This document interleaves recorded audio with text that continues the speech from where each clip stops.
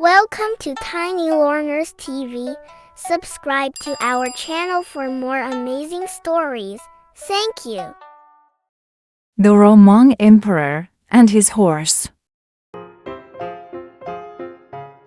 A long time ago, on a sunny morning, young Caligula ascended to the throne of the Roman Empire. He was a passionate and energetic young man, eager to leave his mark. However, his reign was known not only for his achievements, but also for some of his bizarre and unique behaviors. Caligula's most special pet was a horse named Incitatus. His love for this horse surpassed that for any other person or thing. He built Incitatus a luxurious stable, decorated more lavishly than most noble residences. The stable had an ivory feeding trough and floors covered with purple blankets, a color that symbolized royalty and nobility in Roman times. On a bright morning, Caligula was strolling in his palace garden. Sunlight filtered through the leaves, and the garden was filled with blooming flowers.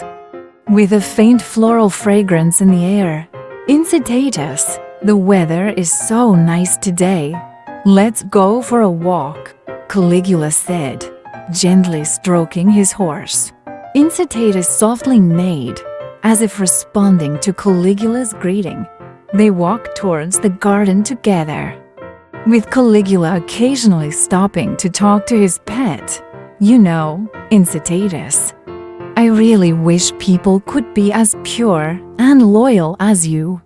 Caligula sighed. Incitatus's ears twitched slightly, as if listening. To express his love for Incitatus, Caligula decided to build an unprecedented stable for him. The construction workers toiled for months and finally completed the luxurious stable. "Look, Incitatus, this is your new home," Caligula said proudly. Leading Incitatus to the new stable, the interior of the stable was stunning. An ivory-carved feeding trough, floors covered with purple blankets, and a luxurious bedroom prepared especially for Incitatus. "You deserve to live in the best place because you are my friend," Caligula said to Incitatus. One evening, Caligula was slightly drunk at a banquet in the palace. He suddenly stood up, raised his wine glass, and announced loudly, "Everyone, I have decided to make Incitatus the consul of Rome." The hall was in an uproar, with nobles looking at each other in disbelief.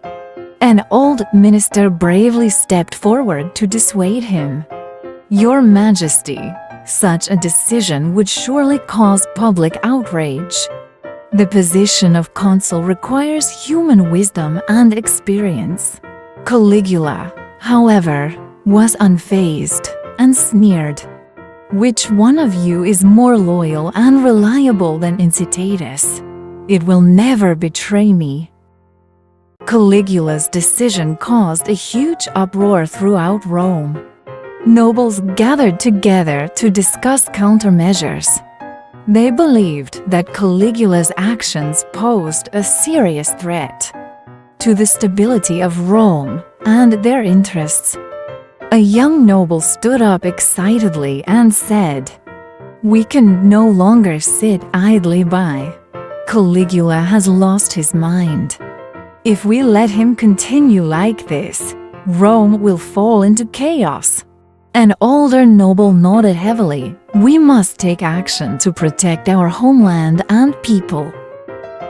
Caligula's behavior grew increasingly erratic, ultimately leading to a coup in a sudden attack. Caligula was assassinated by his own Praetorian Guard. The coup was swift and effective, and the nobles of Rome regained control. Incitatus was returned to its luxurious stable. becoming an interesting footnote in Roman history.